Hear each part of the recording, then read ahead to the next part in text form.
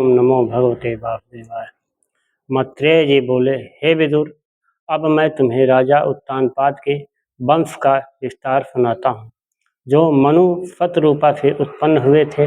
प्रियव्रत और उत्तानपाद उनके दो पुत्र थे। उनमें उत्तानपाद के सुनीत और सुरुचि दो रानियां थीं।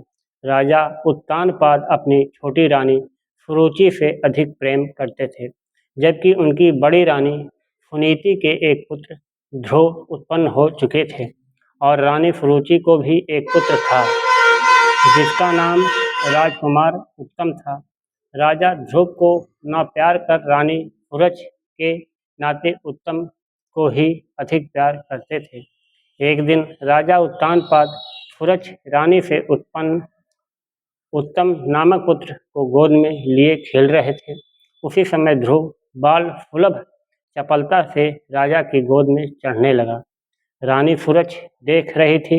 उसने कठोर शब्दों में ध्रुव से कहा, तू यह नहीं जानता कि केवल राजपुत्र होने से ही कोई राज सिंहासन का अधिकारी नहीं हो जाता। तू मेरी कोख में नहीं उत्पन्न हुआ है, इसलिए तू अधिकार से वंचित ही रहेगा। तुझे चाहिए कि भगवान की इस जन्म में आराधना करो, जिससे अगले जन्म में तुझको मेरी कोख से जन्म लेने का सौभाग्य प्राप्त हो। मैत्रेय जी कहते हैं, हे विदुर, इस प्रकार द्वेष युक्त विष भरे शब्द सुनकर ध्रुव को कोमल हृदय तड़प कर रह गया। विवशता से चुप बैठे हुए पिता की ओर देखते हुए ध्रुव आंतरिक मनोव्यवस्था से सिहर उठे। उनके होंठ कांपने लगे और सिसकते हुए अपनी माता सुनीति के पास चले गए। सुनीति ने पुत्र को गोदी में उठा लिया। उनको सौत द्वारा कही सुनी बातें याद आने लगी और संताप से वे फपक फपक कर रोने लगी। विवशता से विह्वल उनके बड़े बड़े नेत्र आंसुओं से छलछला उठे और एक दीर्घ उच्छ्वास के साथ उन्होंने कहना प्रारंभ किया, बेटा, तेरे लिए दूसरे कुछ भी कहें, किंतु तुझको किसी के प्रति अमंगल की भावना भी मन में ना लाना चाहिए, क्योंकि ईश्वर भले बुरे सबका उचित फल देने वाला है। रानी सुरुचि ने जो कुछ कहा है वह ठीक है। निश्चय ही तू मुझ हत भाग्नि के गर्भ से उत्पन्न होकर राज्य जैसा उच्च अधिकारी तक नहीं पहुंच सकता। इसलिए तुझे चाहिए कि सुरुचि के व्यंग भरे शब्दों को सच्चे रूप से ग्रहण कर कार्य रूप में परिणत कर क्षीर साई भगवान विष्णु के चरणों की सेवा में तन मन अर्पित कर दे। तो आज ही सर्व संकट हारी श्री हरि के चरणों में अपने को निश्चिंत छोड़ दे। हे विदुर, तब माता सुनीति के मर्म स्पर्शी वचन सुनकर ध्रुव की बाल बुद्धि को यथार्थ समझते देर न लगी। वे तुरंत अपने पिता का नगर छोड़कर चल पड़े।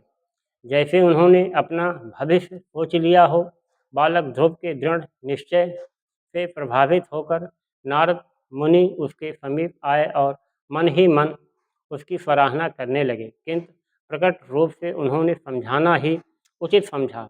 नारद जी ने कहा, बालक ध्रुव, तेरी उम्र ही अभी क्या है जो तू तप जैसे कठिन कार्य के लिए घर छोड़कर निकल पड़ा है। इस कच्ची आयु में तेरे लिए मान सम्मान का कोई प्रश्न ही नहीं उठता। अपनी माँ की आज्ञानुसार तू जिस कठोर तपस्या के लिए चल पड़ा है वह कोई हंसी खेल नहीं है। बड़े बड़े योगी और कठोर यातनाएं सहने वाले तपस्वी भी विचलित हो जाते हैं।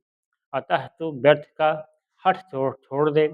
नारद जी के इस उपदेश को सुनकर ध्रुव ने कहा, भगवान, आपने दुख सुख दोनों से बचने का जो उपाय बताया वह निश्चय ही शांतिमय मार्ग पर ले जाने वाला है, किंतु मुझ जैसे अल्प बुद्धि वाले उस स्थिति तक नहीं पहुंच सकते। मैं संस्कारवश उग्र स्वभाव का भी हूँ। यही कारण है कि माँ सुरुचि के कटु वचन बार बार जलन पैदा कर रहे हैं और भुलाने पर भी मैं उन्हें भूल नहीं पाता। मैं राज्य पद क्या, उससे भी उच्च से भी उच्च पद को पाना चाहता हूँ, जिसके लिए बड़े बड़े ब्रह्मज्ञानी तरसा करते हैं। आप ब्रह्मा के पुत्र हैं, इसलिए आप ऐसा मार्ग बतलाइए कि जिस पर चलकर मेरा अभीष्ट फलीभूत हो।